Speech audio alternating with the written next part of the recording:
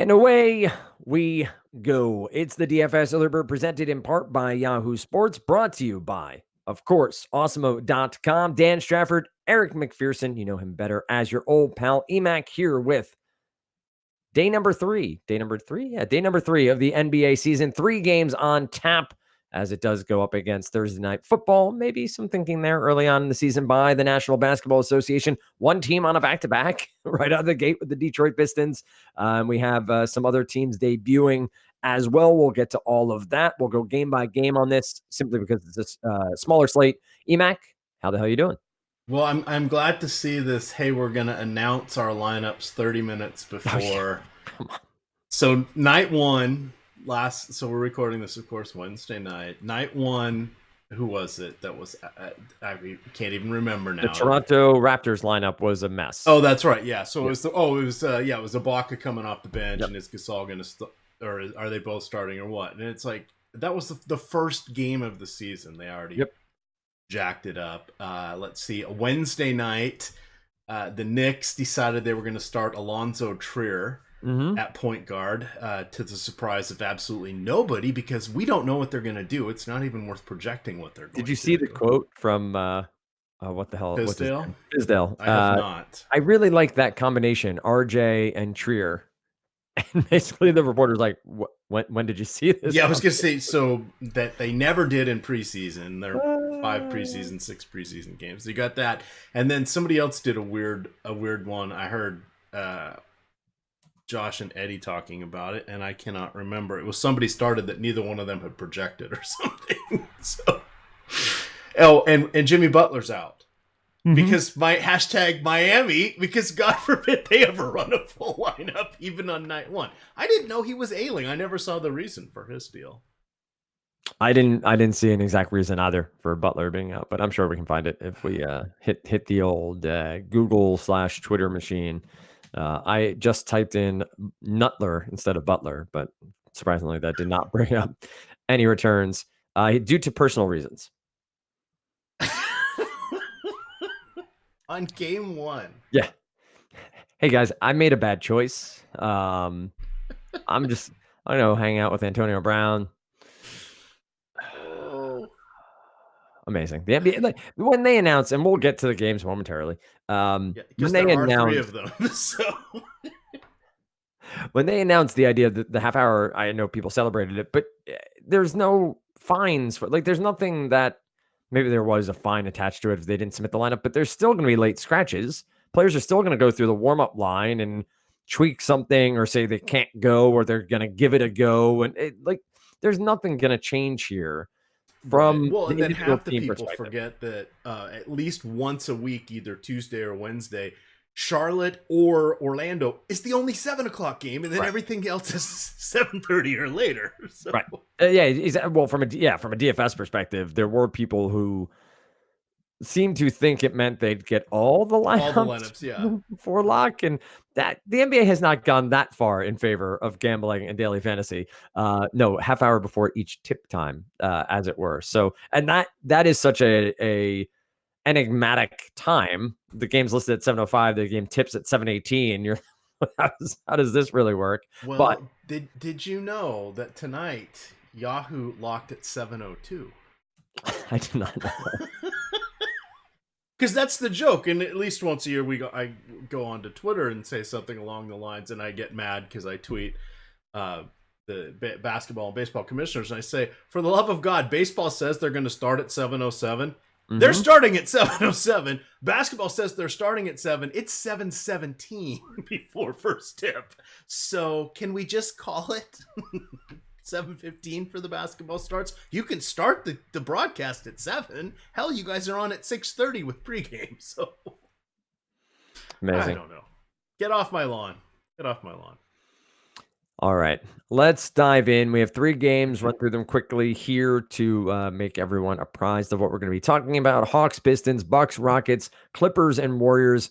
This is one of the nights where we talk about late swap or not late swap. You have a 7 p.m., an 8 p.m., and a 10:30 p.m. contest. You have a Warriors team that is still mixing and matching certain lineups and who's going to start where because of the injuries and defections they've seen from their roster. Rockets and Bucks will be a great matchup. One that I think everybody's looking forward to see what Russell Westbrook does in that lineup. Can Giannis Antetokounmpo nailed it first time out? That felt good. But if Giannis can get the job done again with Milwaukee, lead them back to the playoffs and the top of the heap they're in. And then we have our first back-to-back of the year. I mentioned it. The Detroit Pistons, who are a team that no one really knew what they were going to do this offseason. It seemed like they were such a middling 7-8 seed. Do they add? Do they subtract? Do they try to tank? What do they do with Drummond? What do they do with Blake Griffin? Well, Griffin's injured. Drummond's there. You have some pieces around him that could be good, ? As they battle tonight. Very intriguing to see that Andre Drummond's doing his best to carry this team. 26 points, 19 rebounds, 2 assists as we record right now. Close game they're in, but he's also logging a ton of minutes. So we will have to keep an eye on that. We don't have that information right now. But EMAC, as we dive into this first game and we look at a 222 over under at present, Detroit favored by 1, I think. Close contest. Either way, looking at these numbers, Atlanta's a team that we picked on a lot last year, but played up in pace. They didn't have the greatest defense, had some offensive pieces that made sense and were athletic. Detroit on the other side, Drummond or bust really is what it feels like. But how does this one break down for you? How do you see it from a DFS perspective? And do you trust Drummond right out of the gate on a back-to-back? So we're midway through the fourth quarter right now, and Drummond has 33 minutes. Snell is next with 25. Markieff Morris, not to be confused with Marcus Morris, although they did trade uniforms because Marcus liked when he played in Detroit. I'm just making things up now, but Markieff Morris is at 23 minutes, and then everybody else is 20 or less. So we'll see how that plays out, but they're needing Drummond because this is a winnable game. They're up by 2 at this point, so I'm secretly hoping it goes into overtime. But be very careful with Andre Drummond. I'm sure he will play, as you mentioned, in what is a winnable game, and he will probably dominate. But he will probably let's think for a second. Like 28 minutes would seem realistic on the first back-to-back ever, even against Atlanta. Does Atlanta really want to win or not this year? Do we know? Well, that's the question. I have no idea. Because let's look at their lineup. Because can they actually win? So Trae Young, yes, very good. Going to be up there amongst the league leaders in assists because of the way everything spreads around. John Collins, phenomenal guy, always a threat for 2010. Alex Len breaks the slate whenever he actually plays more than 25 minutes because his price is always so low, because then he disappears for games at a time.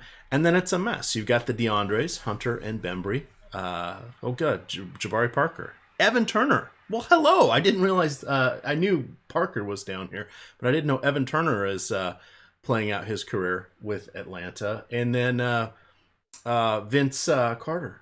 Yep. Vince Carter has said he wants to play all 82 games this season. So do I.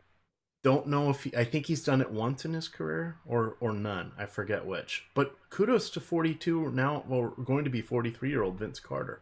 I mean, in all seriousness, mad props. He's like, yeah, I'm a role player and I'm in the locker room till these chuckleheads what to do. Those are his basic words. And then he goes, I like to play basketball. Because I don't even really need a paycheck, but they can pay me. Yeah.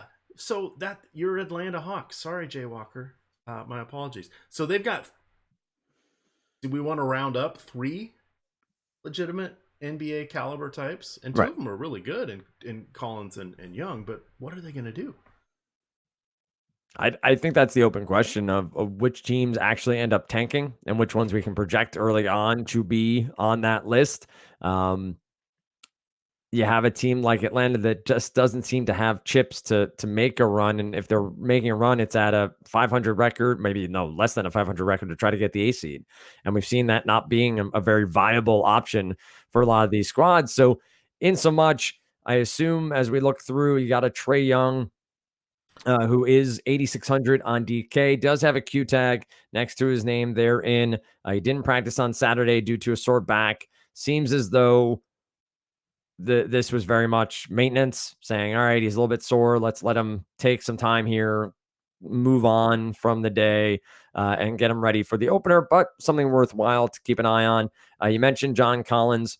He's at 7,300, also has a Q tag for the Atlanta Hawks. And Alex Len, somebody that will at least, I think, be in the back of many minds, especially if the big body of Andre Drummond is a little run down here. Not that Drummond is any sort of great defender, but he does take up a lot of space there in the middle of the court. So Len could be some salary relief if people start projecting him at enough minutes to do some damage here. What do you like? Are there certain players on the Atlanta side that you think are going to be viable, or are you finding that this is probably a team you're going to stay away from? Well, we only have 6 of them, so we looking at it in all honesty, I think Collins and Trae Young you can project for somewhere between 30 and 34 minutes. Okay, that's fine. Everybody else is going to be below 30, is my guess, until somebody gets hurt or they really want to look at somebody. And I don't think Cam Reddish is ready for 30 minutes. Evan Turner's not going to play 30 minutes. Kevin Huerter, they've already said he's coming off the bench this season because they like his offense and secondary ball handling. You've got DeAndre Hunter and DeAndre Bembry. Yeah, they're not very exciting. We mentioned Vince Carter. Those guys are probably it wouldn't shock me. I don't think we're going to see the full Pelicans play 12 guys in the first half or whatever insane thing it was with them. But I suspect we will see 10 to 12 guys getting minutes and a bunch of them getting 10 to 12 minutes. And that's just none of them are going to really function as good player or as good options. I would suspect, they want to see what Reddish is going to do. He'll probably he's a good candidate to be somewhere in that 20 to 25. And when I say this is like an 80% outcome. If he played 27 minutes, it wouldn't shock me. But if he played 20 minutes, that wouldn't shock me either. So let's say 20 to 25 for him.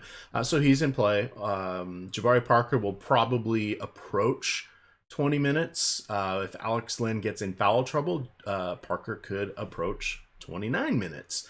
That's, kind of an either or there. I wouldn't want them on the same team. We've seen Alex Len, as I mentioned, literally dominate, and we've also seen him get 4 fouls in 6 possessions and then be done for the rest of the day. So who knows what's going to happen on these. But Young, Collins very much in play. Len definitely GPPs. Parker absolutely in GPPs, especially on DraftKings. He's 3,800. FanDuel, he's 4,500. Just a big no on Yahoo where he's 26. Find those $7 to get up to John Collins. So even in a tournament, you're paying way too much, in my opinion, for Parker there because we just don't know what his minutes are going to be yet. Yeah, interesting to see how point guard shakes out when you have Harden, Curry, and Westbrook, and then you have a Trae Young just a little bit cheaper than Westbrook on DK. D'Angelo Russell, Lou Williams. We'll get to all these guys as we go game by game. But if that price point on Trae Young is middle of the pack enough to lower ownership significantly? Like, do people chase after the top end Westbrook, Curry, and Harden at high enough rates? Obviously, there's MPE on DK, with Westbrook being the only one out of them who's point guard eligibility, and then you have the guard in the utility spot. But will ownership be a little bit depressed on Trae Young? He can light it up. So that might be somebody to go to when the opportunity presents itself. On the other side, Detroit, we talked about their minutes here. Drummond, I would assume, is very much in play. You just have to be worried about it. You were talking about this before. Anybody else here on any sort of radar? Is it Derrick Rose worthwhile too as a potential play that has some offensive upside at sub 6K on DraftKings? Do you know what Derrick Rose is going as for Halloween this year? Hold on. I don't. The ghost of Derrick Rose. Oh, I thought Mac.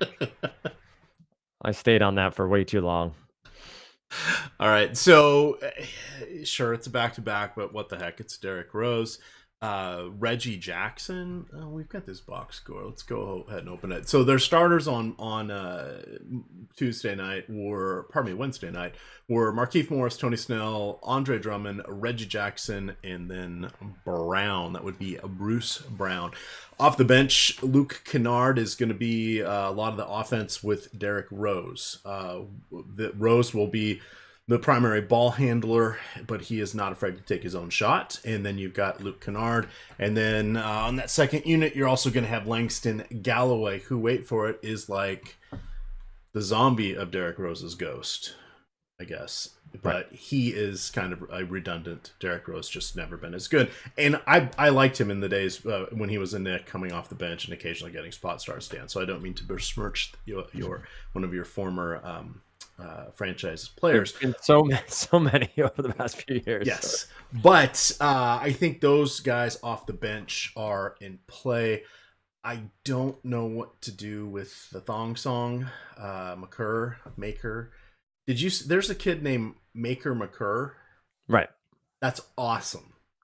That's like God Shamgod from back in the day. Yes, that is actually a good one as well. I forgot about From God Providence College, I want to say, was God Shamgod. I don't remember. Ramon Ramos. That was a good one. We're heading down a terrible path here. Abdul Anabi.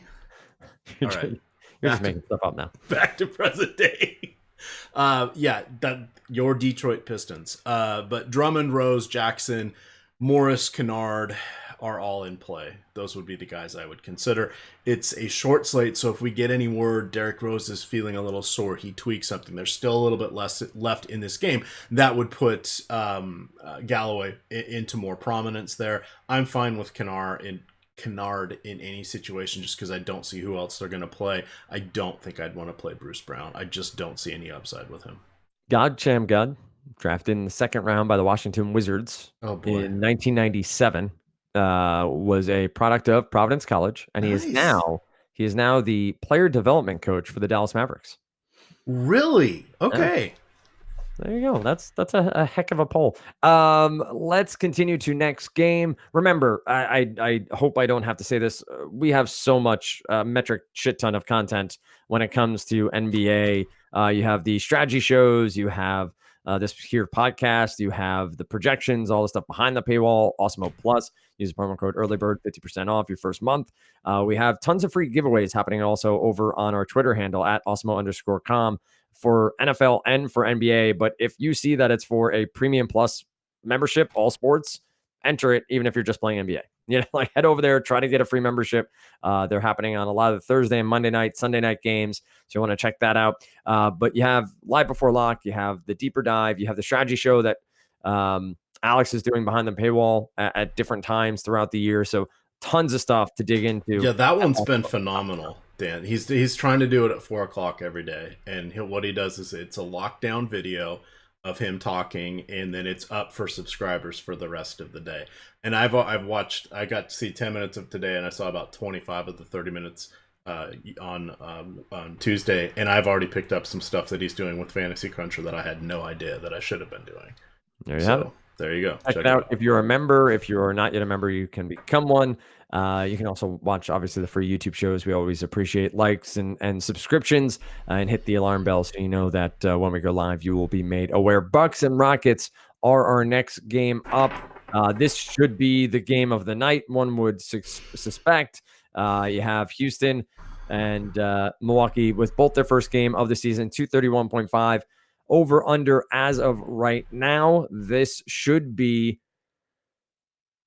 I don't know what to make of Westbrook in Houston. I don't know what to make of a lot of these tandems that have now. It was always about the big three. Now we have sort of these duos cropping up in multiple spaces where we're getting them with a couple of sub-talented, next tier down players. But you get Houston with obviously Harden and Westbrook. You have some other pieces here, like an Eric Gordon. You have, of course, Clint Capella at center at 7,500.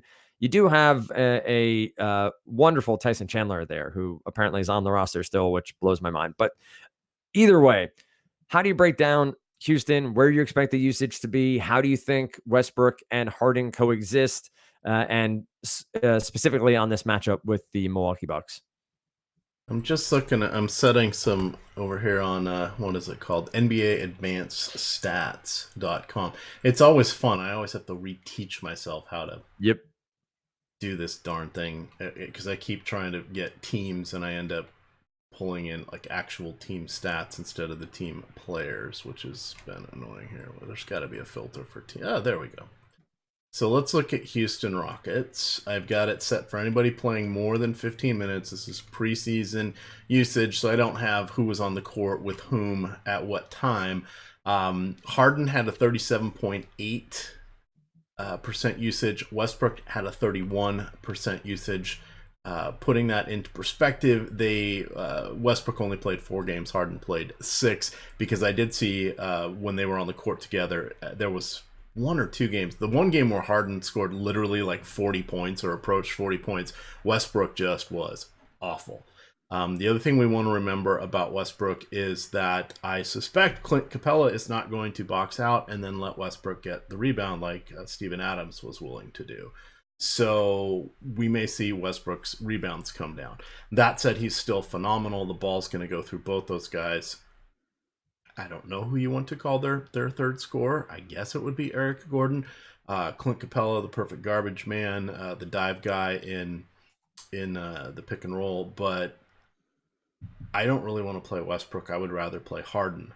Harden, I think, can still get his, even if Westbrook is dominating the ball, because Harden is a good shooter. Westbrook is not a good shooter, and I don't see Westbrook messing around and getting triple doubles against this particular team. So for me, that's where I'm going down for the approach. I mean, you're looking at 2 guys that were over the last 4 seasons, or 2 of the top 8 in usage every year.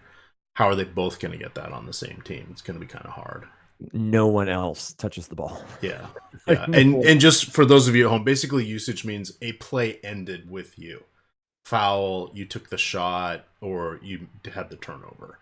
So it just means whatever the definitive end of the play was, you were the last person to touch it. There are a couple of other types of usage that are a little bit better. If you're trying to measure efficiencies and such, this just helps you a little more with the volume of touches. Right. And we, Dave Lochran at a previous stop talked about mums, and minutes matter, usage matters. And then you go on from there. Matchup. Stocks. I do remember stocks. Stocks. Yeah. Steals and blocks. From the Fantasy Insiders day. That's where it all began. Believe you guys would get up so early in the morning and record. Yeah, it was crazy. It was my younger days. Editing those were always fun, because that was when my second kid was young and she did not sleep well, and my wife was not happy I was recording a podcast. So I would end up getting kid duty while recording, and I'd have to be like, Lofty, wait a second. I'd run upstairs, get her back to bed. So I would be up till like 3 o'clock in the morning editing a freaking DFS podcast. Nonetheless, so I'm with you there. And I also will say, if you're trying to find cheap guards here, it's not. Listen, there might be a way where they stagger minutes and you get something out of an Austin Rivers, or you get something out of McLemore is there, right? Ben McLemore's there.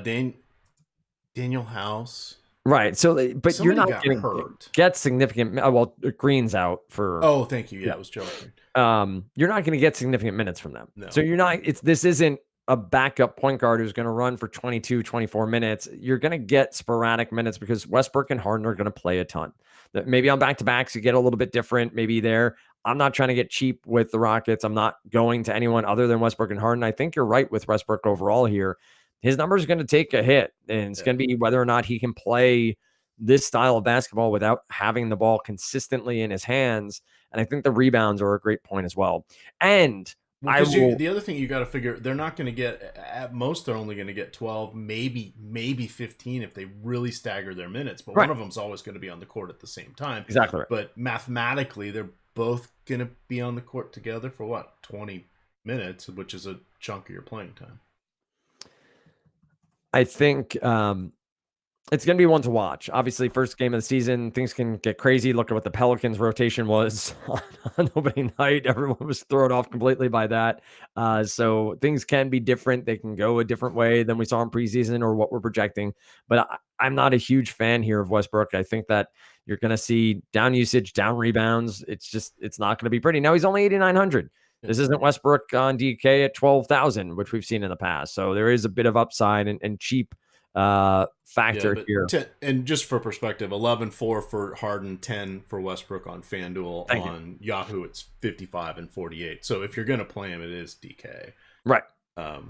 I would, of all the other craptastic options, I would say PJ Tucker is going to be in play because there'll be plenty of people for him to guard between Middleton, but nobody really guards on Antetokounmpo. But between Middleton and Bledsoe, he'll be guarding somebody for a ton of minutes, so at least he'll be out there. And then Austin Rivers, and this is not be in a mean way, but when the world ends, it'll be Austin Rivers shooting hoop in front of the cockroaches because that guy just always gets his minutes no matter what. Magically someone gets hurt, suspended, sick, I don't know what it is, foul trouble, but he gets his minutes, Dan. And I used to think it was because of his dad. I don't think it is. I Dark magic. I'd be surprised if he's over 18 minutes here. I just don't see where they come from. I think you're going to get Eric Gordon at the 3. Well, I guess they could run Westbrook, Harden, and Austin Rivers as a small with Capella and PJ Tucker, right? Like that is that I didn't pay a ton of attention to them in the offseason. I guess you do still have Ryan Anderson on this team. You do still have House, as you mentioned, Gary Clark. So there's a ton of front court guys. But if they go small, you could have Rivers out. He's going to get to 24 minutes. God, so he is. They're not going to be productive. It's going to be like you thought Fred VanVleet was not elite. Austin Rivers is far from elite, and he's a better athlete than Fred VanVleet. Let's talk the other side of the ball. Milwaukee has obviously a ton of talented players. You do have a question mark on Eric Bledsoe, who has a rib injury, but Coach Mike Budenholzer did say, I think back on Tuesday, that he expected him to play. But this is a pretty deep bench, too. This is a team that has attracted some one-year veterans chasing a potential title on the back of Giannis. Some guys who were traded in and remained on the roster. You think of guys like Wes Matthews. You have, of course, George Hill on the roster here. The Kyle Korvers of the world who can come off the bench and snipe. The Connaughton. Wait, do they have Kyle Korver? I believe so. Oh, does he not play minutes? There's a guy. Shit, they have him. Yeah.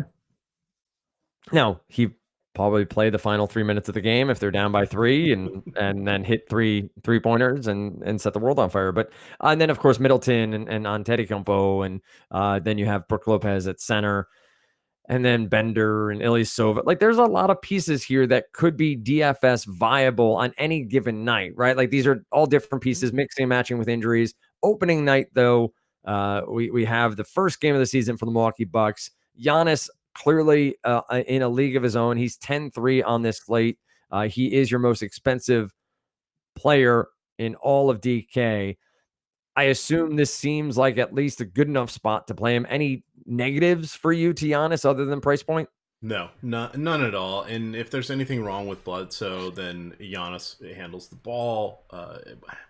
Not like he's the distributor, but he's going to get a touch on every possession he's out there, whether he dishes it off as a secondary passer or if he goes to the rack or shoots. It's just all going to be on him. So he's the clear number one. Middleton's number 2. 6,900 there on DraftKings. That's nice. You've got 76 on FanDuel, 27. Very nice over there on the presenting sponsor, Yahoo. You have Rolo and Brolo, so that's going to be a fun one. At least we can tell them apart. One guy's got short hair and the other guy looks like Sideshow Bob and fights mascots, so they're pretty easy to tell apart. But if you're going to play one, you completely forgot they're both on this team. Yeah, you want Brooke. Not Robin. Definitely want Brooke. Yeah, Robin Lopez is very much Captain Caveman. Yes, you want Robin when they're going to be playing against traditional centers, and you can get him at a cheap price and luck into some stuff, which means about 6 teams that they face. That's going to be the case. This is not one of them. And then I think Pat Connaughton's fine. I think and Ersan Ilyasova. If you're looking for your cheapies, I would rather go to that pair. I don't know what's going to happen in the rotation. So if we look at size-wise, I can see Ersan Ilyasova still getting to 20 minutes. Pat Connaughton potentially getting to 20 minutes. But those guys can shoot and score. And that's more than we can say about George Hill and Wesley Matthews and Robin Lopez. Now, Wesley Matthews used to be really good, but that was a long time ago. How old do you think Wesley Matthews is? How old is Wes Matthews? I'd say he's 32. I was going to say 36. He's 33. Split the difference there. Nah, that's not splitting the difference. All right. I was closing without going you over. win. He turned 33 2 weeks ago. Okay, Closest fine. without going over. Price is Right rules always rule. You would have been spot on if we'd done this podcast on the 14th, but it would have been really sketchy on details if we had done the third night of the NBA season on the 14th. Right. Oh, Dante DiVincenzo. Just got to say that. Yeah, because it's fun. DiVincenzo. I've got 2 sites here that have done early minutes projections. Let me just hit on those and just quickly see quick. before you hit that. Do you think, and maybe this plays into the minutes question, do you think that Houston goes small enough that Milwaukee goes small, meaning Ilyasova at the 5 for a significant stretch of time? That would be his path to minutes. Right. That's really it. Because Brolo doesn't matter because they're not going to ask him to really go into the paint if Capella is out there. But if Tucker is in, yeah, I think that's his best shot. For Ilyasova he's going to need them to do something going small where Robin doesn't get many minutes. That'll get Ilyasova to 20. Otherwise, Ilyasova will probably play 14.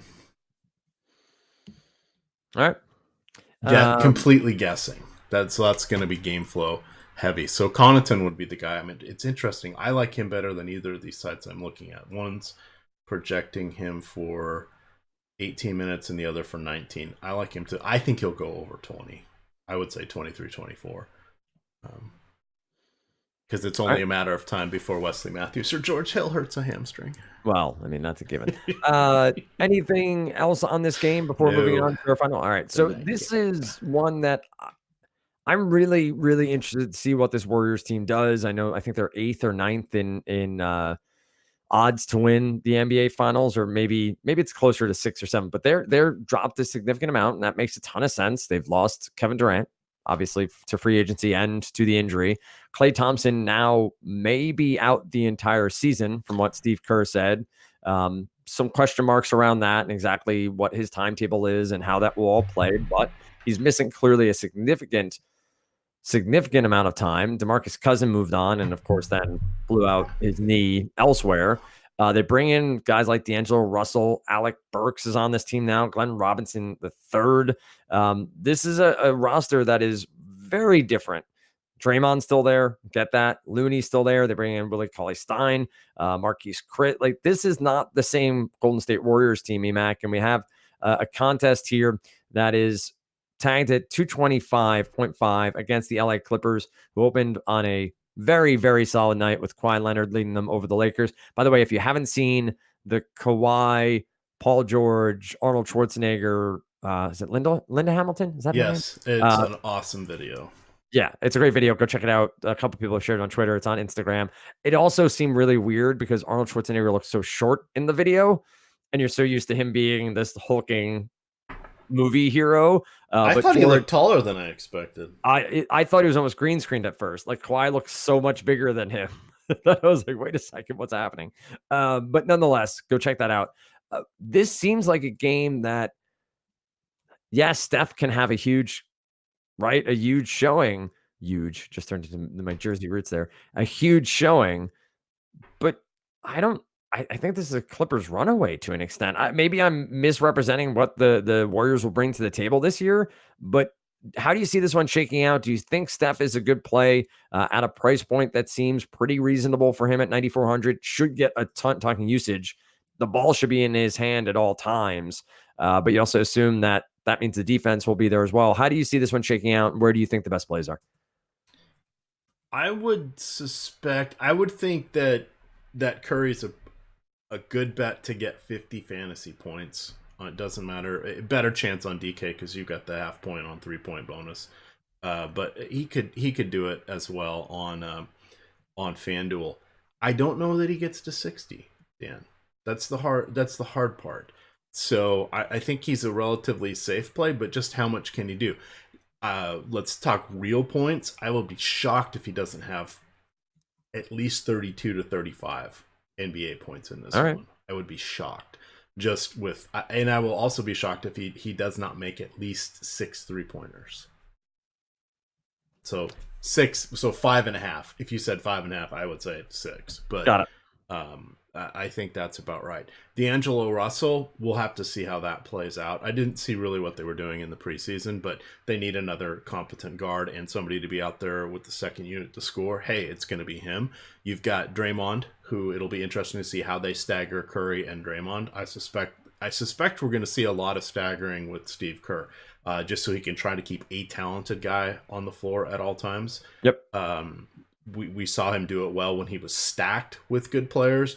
I suspect he will do just as good of a job here. The guy I really like is Kevon Looney. 5,100 on DraftKings. I think that's a phenomenal price point. I think he has a realistic chance for 30 fantasy points in this matchup across the board. Pick your site, but I think you'll get it.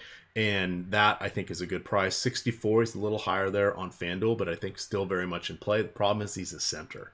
So as we've seen, FanDuel on opening night, when they put 4 viable players at power forward, had 7 at center, even though there was 2 games, and a boatload at small forward. I haven't looked at their whole breakdown, but he is the center here. So a little less appeal there on FanDuel. On Yahoo, he's center, but you also have a utility spot there. Plus, he's 12. That's worth using your center slot on someone that can get 30 fantasy points. In Yahoo, you try to get, I forget what it is. Well, we'll have to see what it is this year because they tweaked their algorithm, I'm sure, a little bit. But usually try to get about 2 points per dollar would be nice. Right. In this case, if he's going to get 2.5, that would be, or 3, or close to 3, that would be great. So those would be the guys I would look at. Who knows what's happening with former University of Washington Husky Marquise Chris? I'm sure he'll screw up this opportunity, so I would still stick with Kevon Looney. And for anyone who doesn't watch it and will call me whatever name you want, do you watch Last Week Tonight with John Oliver? I'm familiar with it. Did you see the Marquise Chris clip? I have not. All right, seek that out. It's pretty funny. It's after the whole Daryl Morey Hong Kong issue, but it's funny outside of that. It's contextually very funny. So I think you'll enjoy it. He also, I think, in the same bit takes Stephen A. Smith to task, which is fantastic. Anyway, let's go to the other side of the ball where we have the Clippers, and we do actually have some stats. We have a team that we can talk about that has a first game of the season that they took down the Los Angeles Lakers. A great game. I mean, honestly, one of those contests that wasn't as high scoring, maybe as some thought it might be, but still Kawhi did his thing. You had LeBron near triple-double. Anthony Davis up at 25 points, 10 rebounds. But for the Clippers, they ran out Zubac, Leonard, Zubac, or I've already screwed up a name, Pat Patterson, Patrick Beverley, and Landry Shamet.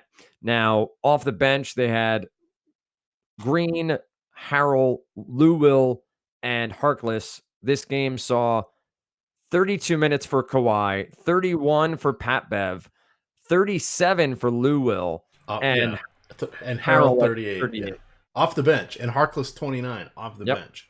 So it looks like Zubac is just going to be a nominal starter in games where they're going against somebody that has a center, and that could be it. I was surprised he didn't get more. He was productive. He was 4 for 4 with 8 points. But I was shocked that he only got 10 minutes. I was also equally shocked that Patrick Patterson started. Yep. But, I guess they really like the mixture of JaMychal Green, Harrell, Williams, and Harkless together, because those guys played, 3 of them played the top 3 of the top 4 or top 5 minutes. So it's interesting to see what they're going to do in this one, Dan. I like their 4 guys that did play off the bench. I don't know that we'll see Harrell and the Williams get 38 minutes each, but if this one ends up being close, there's your bellwether mark. The Clippers are favored by 1.5 on the road, so and we know teams Oracle, blah blah blah, all of that. I don't know that Golden State can flick the switch this year in the second half. What's their pace gonna be? Like, that's the thing. I'm really just. It's got to be fast, right? If they don't play fast, they're going to get broken down on defense because. And is their defense that good? Like, the defense in the past has been really solid from a net rating protection. Kevon Looney and Draymond Green. Great. How many times can Draymond Green kick somebody in the nads? In a game, that's their best defender. This is going to be a fun year, Dan. I'm really this. I will be. It may be Steve Kerr's best coaching job. If he can make this team get the job done.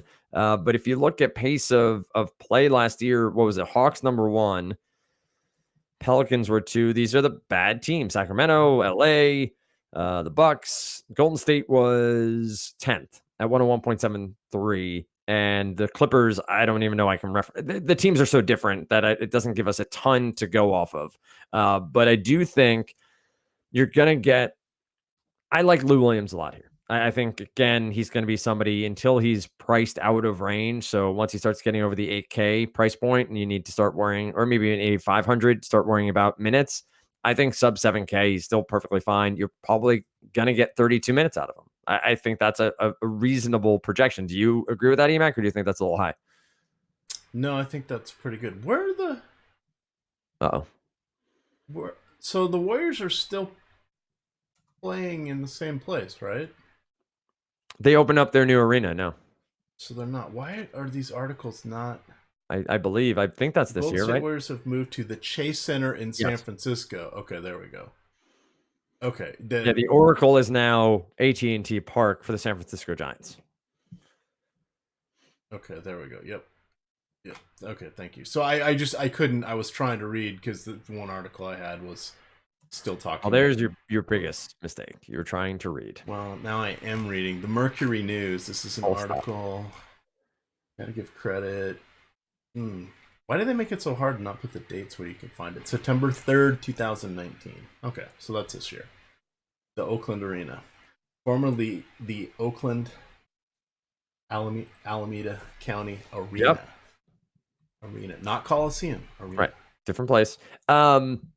So I think Lou Williams makes a ton of sense to me. I think Kawhi is going to be someone that we can rely on pretty heavily as long as Paul George is out. Even when George is back, their usage is vastly different, or the way they play on the court compared to Westbrook and Harden.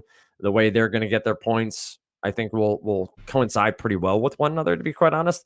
But I am very much on Kawhi, sub 10K anytime I can get him there.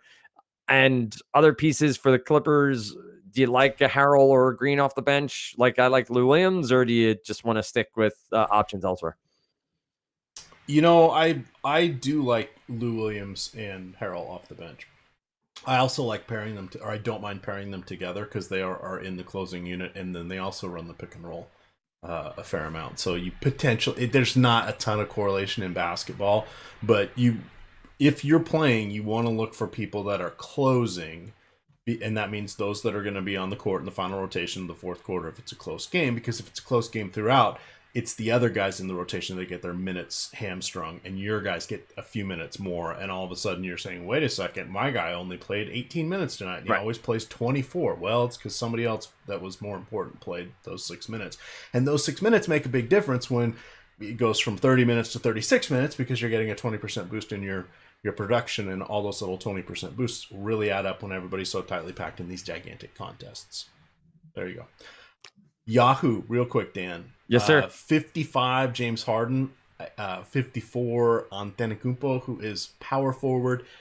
42 for Steph Curry, who is point guard. Of those three, I will go with Steph Curry over on the Yahoo. Better point per dollar. All right. I'm Curry's one to watch for me in this. Yes.